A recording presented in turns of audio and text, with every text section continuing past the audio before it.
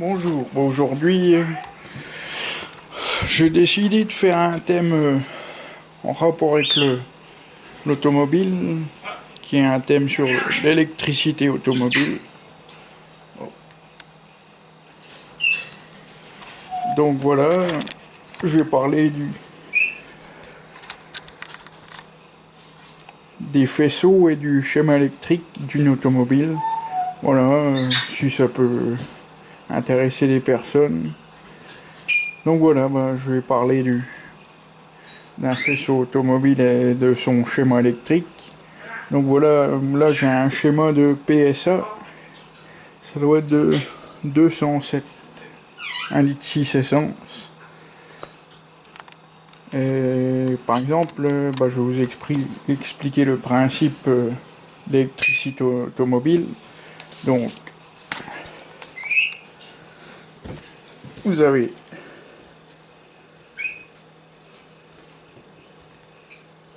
votre batterie.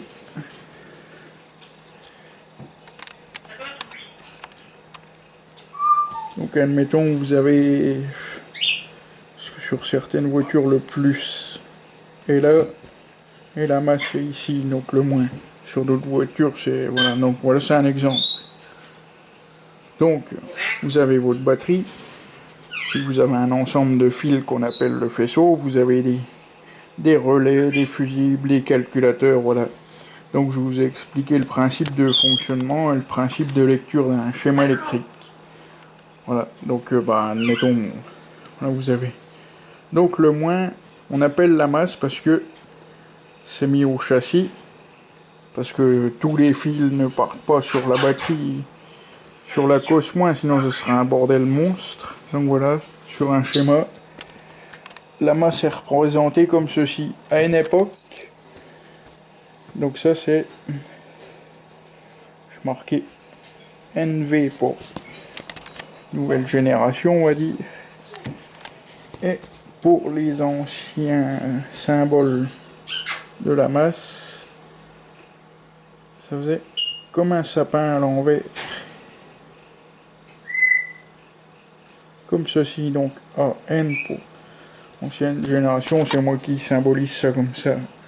Donc les faisceaux, bon ça fait déjà longtemps qu'ils mettent ce symbole là pour la masse, mais avant c'était représenté comme ceci. Mais des fois, il y a quelques années, sur une revue automobile, la masse était encore représentée comme ceci, je ne sais pas pourquoi. Le plus, vous avez deux plus. Vous avez le plus.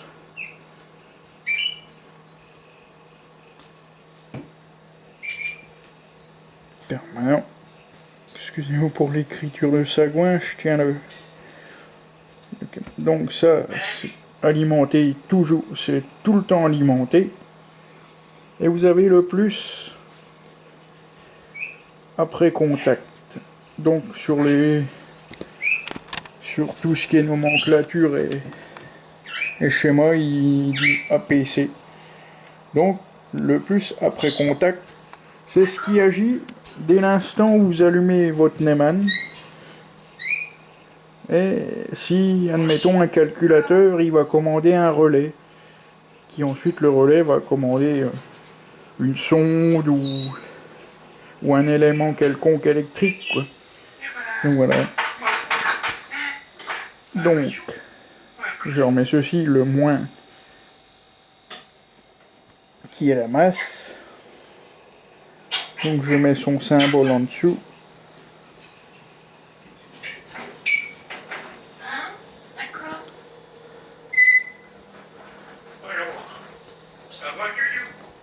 Voilà. Excusez-moi, j'ai un oiseau qui parle derrière moi. Donc voilà, la masse qui est le moins.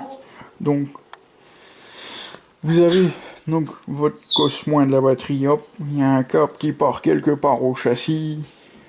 Et après, il y a des éléments qui sont reliés au châssis à différents endroits de la structure du véhicule. Et puis il y a des éléments aussi de masse qui sont au moteur, à la boîte, voilà. Donc voilà. Donc le plus permanent.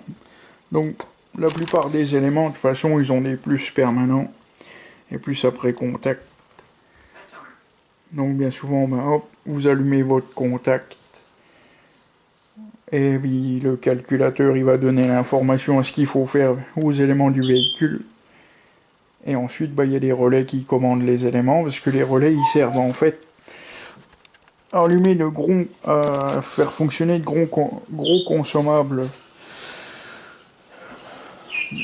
pour utiliser le moins d'énergie possible la batterie, mais le relais fonctionne à l'aide d'un... Ben, il y a un champ magnétique qui se crée dans le relais. Vous avez deux circuits dans un relais. Vous avez le circuit de puissance et le circuit de commande.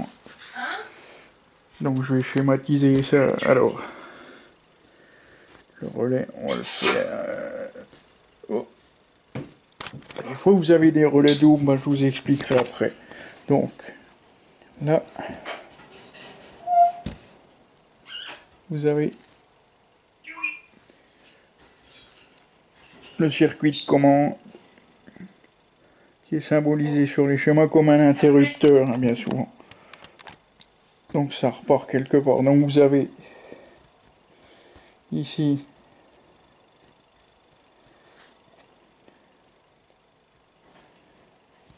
attendez, je regarde, je dois avoir un exemple sur le... parce que je sais plus exactement comment ils représentent ça.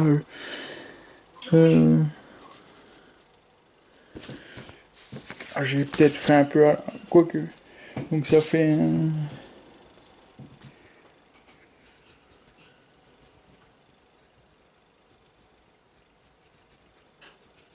quelque chose comme ça. Donc le circuit de puissance est ici. Donc il y a un bobinage qui fait un champ magnétique. Et en bas ça commande le... Donc bah... Les relais, bah, vous avez du plus après contact, vous avez du plus permanent. Certains relais, pour les motoventilateurs, il y a des fils qui partent à la masse. J'ai déjà vu ça. Donc, bah, je vais parler. Bah, donc, vos faisceaux, bah, ils ont. Donc, je marque quand même relais à côté. Donc,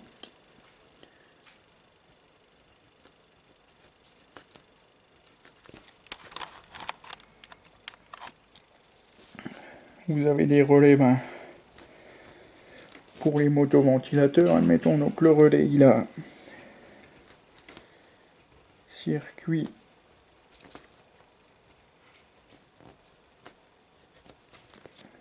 de puissance.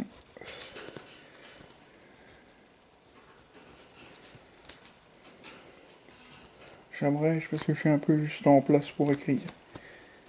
Circuit de commande.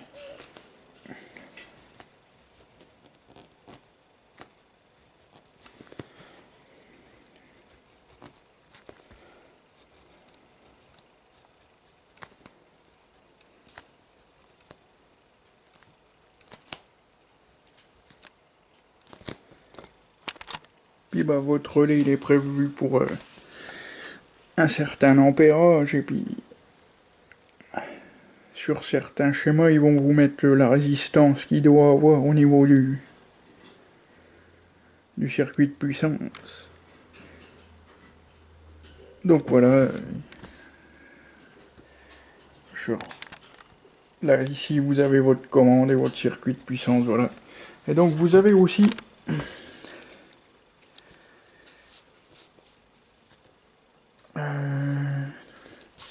attendez, je cherche comment ils représentent ça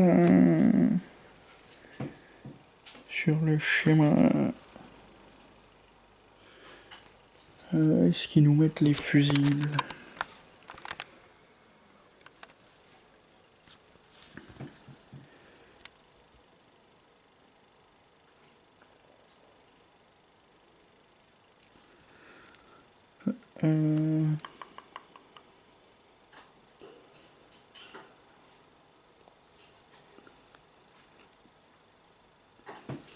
Alors si je ne m'abuse,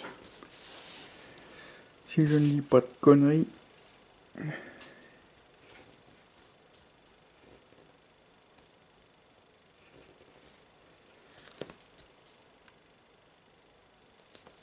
non c'est pas ça. Donc un fusible, il doit être mis comme ça sur le schéma. Et ils vont vous marquer un ampérage dessus. Allez, je prends 10 ampères, c'est un exemple. Vous avez ça. Et puis si c'est le fusible numéro, je sais pas moi, numéro 17, vous avez ici F17 qui est marqué sur le schéma. Et puis voilà, et dans avec votre schéma électrique, vous avez un tableau à côté ou en dessous. Et vous avez une nomenclature, donc ça désigne tous les symboles. Et puis pour le relais là, par exemple, ça a marqué fusible 17 10 ampères, je sais pas moi, commande. Autoradio, parce que bien souvent autoradio c'est du 10 ampères, voilà c'est un exemple. Donc votre fusible il est toujours sur le plus, de toute façon il sert à protéger votre circuit en cas de courjus ou alors de chauffe.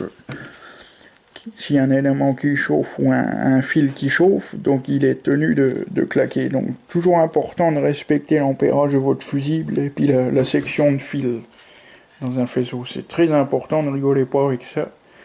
J'ai déjà eu des tours personnellement. Donc voilà, en connaissance de cause. Donc vous avez vos fusibles. Et puis vous avez un gros calculateur principal de la voiture.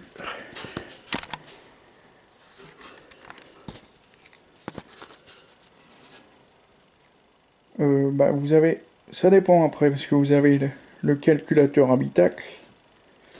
Donc chez PSA c'est le BSI. Ça va commander des éléments habitacles et quelques éléments qui vont au compartiment moteur. Et vous avez le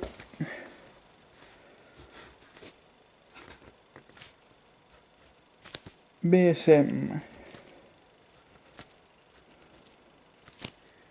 Donc ça c'est le boîtier de servitude moteur. C'est le calculateur moteur qui va gérer tous vos capteurs au moteur, tous les éléments électriques à gérer au moteur. Il va commander des relais, des capteurs, etc. Puis il va donner l'info au tableau de bord. Voilà. Donc, le BSI, c'est boîtier de servitude intelligent, qu'ils appellent ça. Donc, c'est venu chez Peugeot au début des années 2000.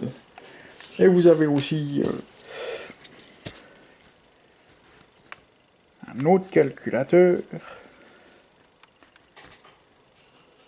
Je sais pas comment ils appellent ça, et moi je marque.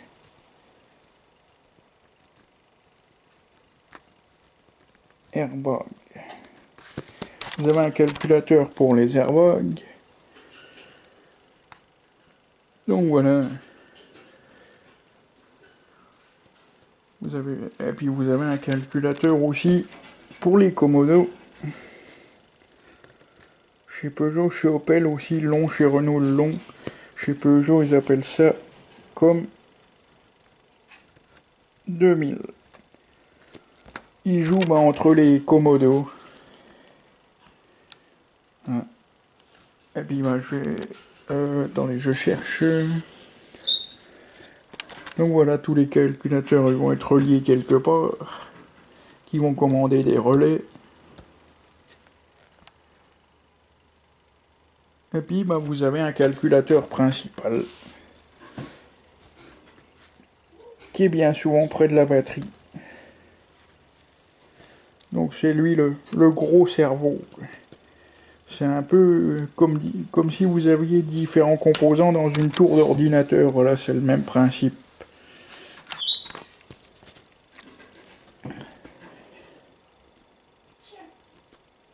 Hop.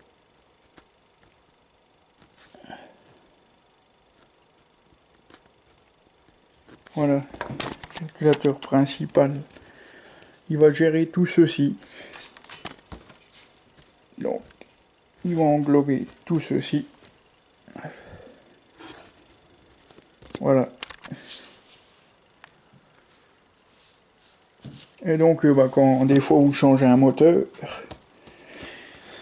ça arrive que celui-ci ou celui-ci ne reconnaissent pas le moteur, donc il faut tout réinitialiser ou alors reprendre le calculateur qui allait avec le même moteur qui est à remettre dans le véhicule. Le moteur de remplacement, je veux dire. Puis en fait, je voulais vous parler du Neumann. Donc normalement en Neumann, on devrait pas le dire, c'est contacteur à clé.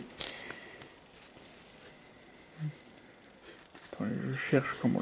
Je l'ai sur le schéma, je vais...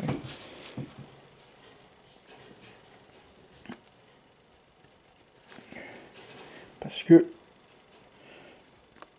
Donc d'après le schéma, il commande plusieurs choses.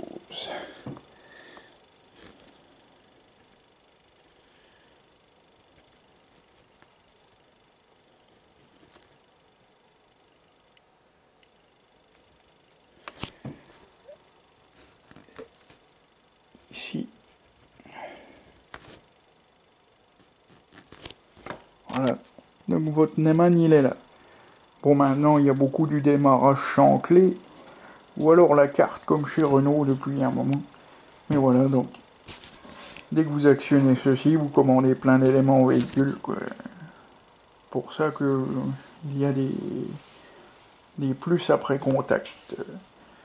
Donc le Neumann qui est normalement le contacteur à clé, qu'on devrait dire, mais on dit Neumann. Mais le vrai nom, c'est contacteur à clé. Donc voilà. Donc je voulais vous parler aussi, donc voilà, toute une logique est étudiée par des ingénieurs en usine pour tel véhicule, voilà. Puis bah vos fils, voilà. Je sais pas, vous avez un fil du diamètre là, puis vous avez un fil comme ça, et un fil comme ça, donc vous avez différents diamètres selon l'ampérage à utiliser, la résistance, etc. Puis sur votre schéma, par exemple, vous avez un problème de motoventilateur. Donc vous avez contrôlé vos relais sont bons, tout ce qui est sonde c'est bon, fusible c'est bon. Admettons vous voulez chercher si un fil il est défaillant. Vous allez regarder sur votre schéma, donc déjà la nomenclature dans un tableau. Allez, je vais dire une connerie, allez, fil... alors ils mettent... allez, on va dire... fil... violet. Bon, moi je l'écris comme ça. Et bien, sur votre schéma, fil violet, admettons avec un numéro, allez, le 3002, une connerie. Fil, donc, vous avez votre fil qui peut être aussi bien à la verticale ou à l'horizontale. Donc vous avez ici «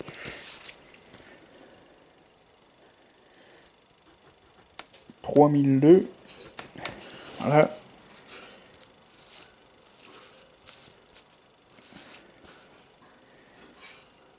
Et puis ben, la couleur, il marque V, si c'est en français. Fil violet. Puis sur la nomenclature, ils vont vous dire si c'est un plus après contact, admettons, plus APC, bah, ça sera marqué sur le schéma, voilà. Donc après, pour votre panne, vous cherchez dans votre schéma par rapport à la nomenclature, et après, comme ça, si vous repérez sur le schéma, bah, vous cherchez dans le faisceau directement le fil à contrôler, s'il a du courant qui arrive ou pas, voilà, avec un multimètre en position volt, et vous le mettez à 20 sur le calibre, voilà.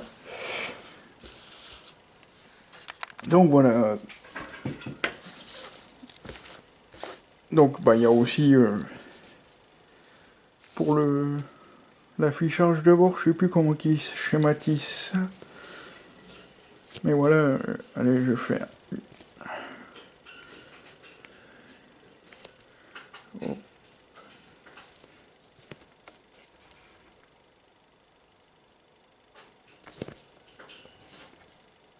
Oh. Bon, c'est grosso modo, puis admettons, bah, si vous avez un problème le ventilateur, qu'admettons ça ne déclenche pas le ventilo, puis hop, si ça chauffe, bah vous avez un voyant de température qui va s'allumer quelque part ici sur votre compteur, quoi.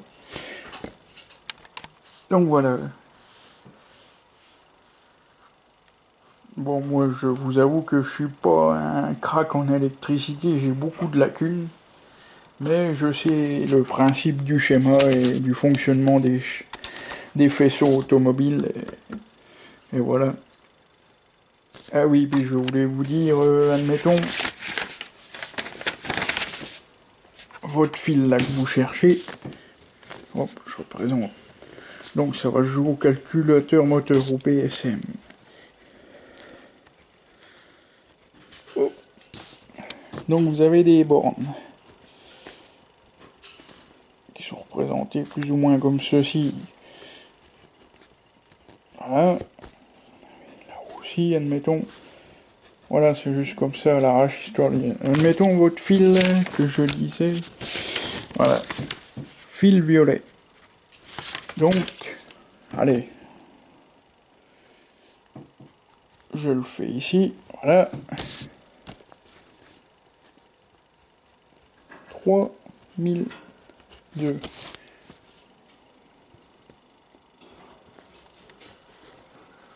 Et encore pour violet, je crois que c'est VL, parce que comme il y a la couleur verte, je trouve que marqué VL pour, ou VI, je sais plus, enfin bref, donc VL pour violet. Et puis, hop, ici. Donc vous savez que c'est le fil 3002, que c'est un plus après contact, et qu'il est violet. Mais ici, à votre calculateur, les bornes sont numérotées. Et dans le tableau de nomenclature, admettons, on va dire la borne 27, vous allez avoir dans votre tableau borne 27, fil après contact, motoventilateur, voilà. Donc vous avez des numéros de bornes sur votre calculateur, donc c'est à vous de vous repérer. Voilà. Donc admettons que ce fil-là, il parte à un relais ou un thermocontact, je ne sais rien. Parce que votre calculateur, il faut qu'il reçoive des infos, mais il faut qu'il en transmette et qu'il commande des éléments, voilà. Et tous les calculateurs que j'ai énumérés, BSI, BSM, tout ça, Airbag, ça s'appelle le multiplexage. Donc des fois, un fil il peut alimenter plusieurs choses à partir d'un seul relais ou d'une sonde. Donc le capteur peut déclencher plusieurs éléments. Admettons, je vais dire le capteur d'injection, il peut servir pour la température d'eau ou la température de tubulure d'admission, voilà, une connerie, voilà. Donc voilà, c'était mon petit tuto électricité. J'espère que cela vous a plu, que vous avez trouvé ça intéressant. Donc les gars qui... Il y a des gars, à force de faire le métier, ils regardent plus le schéma, ils savent vous contrôler. Quand ils ont tout contrôlé, ils savent c'est quel fil de telle couleur, ceci, cela. Il y en a qui sont balèzes là-dessus. Donc voilà. J'espère que ce reportage d'électricité vous a plu et que ça vous a intéressé et ça pourra peut-être vous aider pour certaines interventions sur votre véhicule ou voilà. Donc voilà, je vous dis à bientôt pour un prochain épisode et dans le prochain épisode, je parlerai de mon avis sur ma visseuse Makita, ce que j'en pense, voilà. Et je vous dis à bientôt sur la chaîne APBM. Petite vue sur le schéma. Prenez soin de vous.